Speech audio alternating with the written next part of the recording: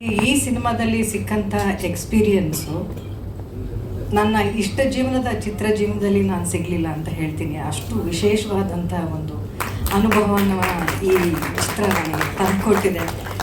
ಬಹುಶಃ ನೀವು ಇಲ್ಲೇ ನೋಡ್ತಾ ಇದ್ರಿ, ನೀವು ಇಲ್ಲಿ ಮಾಧ್ಯಮದವರು, ನಾವಿದೇ ಒಂದು ಹಾಲ್ಗೆ ಸಾಕಷ್ಟು ಸಿನಿಮಾಗಳ ಟ್ರೈಲರ್ ಲಾಂಚ್, ಟೀಸರ್ ಲಾಂಚ್ಗೆ ಬರ್ತಾ ಇರ್ತೀವಿ. ಆದರೆ ಈ ಒಂದು ಮೋಷನ್ ಪಿಕ್ಚರ್ನ ಲಾಂಚ್ ಮಾಡೋದನ್ನ ಎಷ್ಟು ವಿಶೇಷವಾಗಿ ಕಟ್ಟಿಕೊಟ್ಟಿದ್ದಾರೆ ಅನ್ನೋದು ಇಲ್ಲಿ ಮಾಧ್ಯಮದವರು ನೀವೆಲ್ಲರೂ ಬಂದಿದ್ದೀರಿ, ನಿಮಗೆ ನೋಡಿದ್ರೆ ಅರ್ಥ ಆಗುತ್ತೆ. ಈ ಒಂದು ಪೋಸ್ಟರ್ ಲಾಂಚ್ಗೆ ಇಷ್ಟೊಂದು ಅಚ್ಚುಕಟ್ಟಾದಂಥ ಒಂದು ವ್ಯವಸ್ಥೆಯನ್ನು ಮಾಡಿಕೊಟ್ಟಿದ್ದಂದರೆ ಈ ತಂಡ ಇನ್ನು ಸಿನಿಮಾವನ್ನು ಎಷ್ಟು ಅದ್ಧೂರಿಯಾಗಿ ಮಾಡಿರ್ತಾರೆ ಅನ್ನುವಂಥ ಒಂದು ಸಣ್ಣ ಜಲಕ್ ಬಹುಶಃ ಅವರು ಇವತ್ತು ಕೊಟ್ಟಿದ್ದಾರೆ ಅಂತ ಅನಿಸುತ್ತೆ ನನಗೆ. ಇದನ್ನು ಇಷ್ಟು ಅದ್ಧೂರಿಯಾಗಿ ಮಾಡಿದ್ದಕ್ಕೆ ಫಸ್ಟು ಚಿತ್ರತಂಡಕ್ಕೆ ನಾನು ಕಂಗ್ರ್ಯಾಚುಲೇಷನ್ಸ್ ಹೇಳ್ತೀನಿ. ಇದನ್ನು ನನಗೇನು ಹೊಸದಲ್ಲ ಸರ್, ನಾನು ಸಿನಿಮಾದಲ್ಲಿ ಬಹಳ ದಿನಗಳ ಕಾಲ ಈ ತಂಡದಲ್ಲಿ ಕೆಲಸ ಮಾಡಿರೋದ್ರಿಂದ ನನಗೆ ಇದು ತುಂಬ ಸರ್ಪ್ರೈಸಿಂಗ್ ಅಂತ ಅನಿಸಲ್ಲ.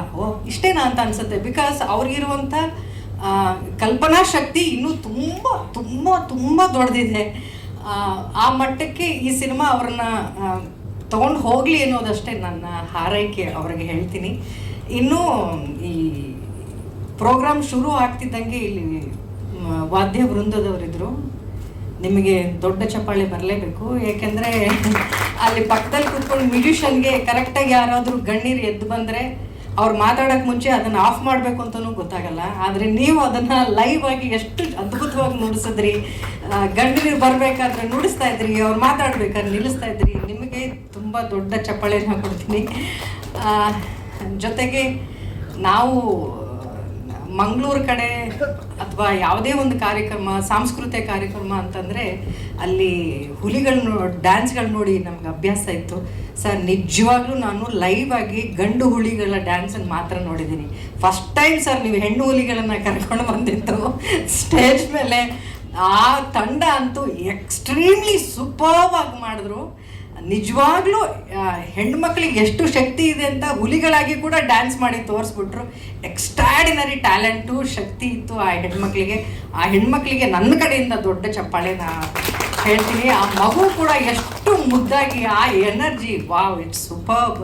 ನಿರ್ದೇಶನದಲ್ಲಿ ಈ ಕೊರಗಜ್ಜ ಮೂವಿ ತುಂಬ ಸುಂದರವಾಗಿ ಮೂಡಿ ಬಂದಿದೆ. ಈಗ ತಾನೇ ನೀವೆಲ್ಲ ನೋಡಿರ್ಬೋದು. ಸುಧೀರ್ ಅಥವಾ ಸರ್ ಅವರ ಒಂದು ವಿಶಿಷ್ಟತೆ, ವಿಶೇಷತೆ ಹಾಗೂ ಅವರದೇ ಆದ ಒಂದು ಶೈಲಿಯಲ್ಲಿ ಈ ಚಿತ್ರದಲ್ಲಿ ಒಂದು ಛಾಪನ್ನು ಮೂಡಿಸಿದ್ದಾರೆ. ಅದು ತಾಂತ್ರಿಕ ವರ್ಗದಲ್ಲಿರ್ಬೋದು, ನಟನೆ ತಾರಾಗಣದ ಆಯ್ಕೆಯಲ್ಲಿರ್ಬೋದು, ಹಾಗೂ ಪ್ಲೇಬ್ಯಾಕ್ ಸಿಂಗರ್ಸ್ ಆಯ್ಕೆ ಮಾಡಿರೋದ್ರಲ್ಲಿರ್ಬೋದು, ಹೀಗೆ ಎಲ್ಲ ಭಾಗದಲ್ಲೂ ಒಂದು ಒಳ್ಳೆ ಸೂಕ್ತ ಆಯ್ಕೆಯನ್ನು ಮಾಡಿಕೊಂಡು ಈ ಚಿತ್ರದಲ್ಲಿ ತುಂಬ ಒಳ್ಳೆಯ ಹೆಸರಂತ ಕಲಾವಿದರನ್ನ ಇಂಟ್ರೊಡ್ಯೂಸ್ ಮಾಡಿದ್ದಾರೆ. ನಮ್ಮ ವಿದ್ಯಾವರ ವರಸ್ಸು ಇವರು ಈ ಚಿತ್ರದಲ್ಲಿ ಒಂದು ರಾಜನ ಪಾತ್ರದಲ್ಲಿ ಬರ್ತಾರೆ. ಈ ಒಂದು ಪಾತ್ರವನ್ನು ಕಬೀರ್ ಬೇಡಿ ಸರ್ ಮಾಡಿದ್ದಾರೆ. ನಿಜವಾಗ್ಲೂ ಅವರ ಒಂದು ಪರ್ಸ್ನಾಲಿಟಿ, ಅವರ ಒಂದು ಗತ್ತು, ಆ ಒಂದು voice modulation, delivery, body language really ತುಂಬ ಚೆನ್ನಾಗಿ ಆ ರಾಜರ ಪಾತ್ರಕ್ಕೆ ಅವ್ರನ್ನ ತುಂಬ ಸುಧೀರ್ ಸರ್ ಅವರು ಒಳ್ಳೆಯದಾಗಿ ಆಯ್ಕೆ ಮಾಡಿದ್ದಾರೆ. ಹಾಗೆ ನಂದು ಪಂಜನ್ ತಾಯಿ, ಈ ಒಂದು ರಾಣಿಯ ಪಾತ್ರ, ಈ ಪಾತ್ರ ನನಗೆ ತುಂಬ ಇಷ್ಟ ಆಯಿತು. ಆ ಸೀನಲ್ಲಿ ಆ್ಯಕ್ಟ್ ಮಾಡುವಾಗ ಡೈರೆಕ್ಟರ್ ಅವರು ನನಗೊಂದು ಎಕ್ಸ್ಪ್ಲೇನ್ ಮಾಡಿದ್ರು, ಈ ಸನ್ನಿವೇಶ ಹೀಗಿರಬೇಕು ಅಂತ. ಆಮೇಲೆ ಹೋಗ್ತಾ ಹೋಗ್ತಾ ತಾವೇ ಸ್ವತಃ ನಿಂತು ಈ ಒಂದು ಸನ್ನಿವೇಶನ ನನಗೆ ಆ್ಯಕ್ಟ್ ಮಾಡಿ ತೋರಿಸಿದ್ರು. ನಿಜವಾಗ್ಲೂ ಆಗ ಸಿದ್ಧಲಿಂಗ ಪುಟ್ಟಣ್ಣವರು ಆ ಒಂದು ಎಲ್ಲ ಆರ್ಟಿಸ್ಟ್ಗಳಿಗೆ ಆ್ಯಕ್ಟ್ ಮಾಡಿ ತೋರಿಸ್ತಾ ಇದ್ರು. ಆ ಲೆವೆಲಲ್ಲಿ ಒಂದು ಇವರು ನಿಜವಾಗ್ಲೂ ಆ್ಯಕ್ಟ್ ಮಾಡಿ ತೋರಿಸಿದ್ರು. ಅಂದರೆ ಅಷ್ಟು ಪ್ರತಿಭಾವಂತ ಒಂದು ಡೈರೆಕ್ಟರ್ ಇವರು. ಒಂದು ಜ್ಞಾನ ಭಂಡಾರವುಳ್ಳ ಅಂತ, ಅಂದರೆ ಯಾವುದೇ ಟಾಪಿಕ್ ತಗೊಳ್ಳಿ ನಿರ್ಗಳವಾಗಿ ಆ ಒಂದು ಟಾಪಿಕ್ ಬಗ್ಗೆ ಮಾತಾಡ್ತಾರೆ. ಸೊ ಇವತ್ತು ಈ ಒಂದು ಚಿತ್ರ ಇಷ್ಟು ಚೆನ್ನಾಗಿ ಮೂಡಿ ಬರೋದಕ್ಕೆ ಅವರೇ ಒಂದು ದೊಡ್ಡ ಈ ಚಿತ್ರಕ್ಕೆ ಕಾರಣ. ಪ್ರೊಡಕ್ಷನ್ಸು KP ಅಂತಾನೆ ಮಾಡಿ ಒಂದು ಸ್ಟಾರ್ಟ್ ಅಂತ ಮಾಡಿದ್ವಿ. ಆದರೆ ಅದೇನೋ ಗೊತ್ತಿಲ್ಲ, ಕಾರಣಾಂತರಗಳಿಂದ ಮುಂದೆ ಹೋಗ್ತಾನೆ ಇರಲಿಲ್ಲ, ಅದು ಸಾಕ್ತಾನೆ ಇರಲಿಲ್ಲ.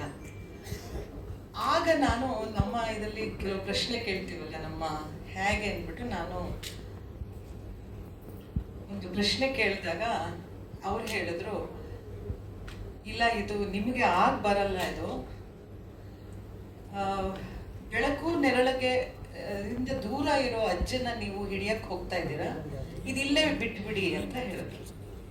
ತಕ್ಷಣ ನಾವು ಆ ಕೆಲಸನ ನಿಲ್ಲಿಸಿ ದೇವಸ್ಥಾನಕ್ಕೆ ಹೋಗಿ ತಪ್ಪು ಕಾಣಿಕೆ ಹಾಕಿ ಅಲ್ಲಿ ಜಗದೀಶ್ಗೆ ದೊಡ್ಡ ಸನ್ಮಾನ ಮಾಡಿದ್ರು ನಮ್ಮ ದೇವಸ್ಥಾನದಲ್ಲಿ.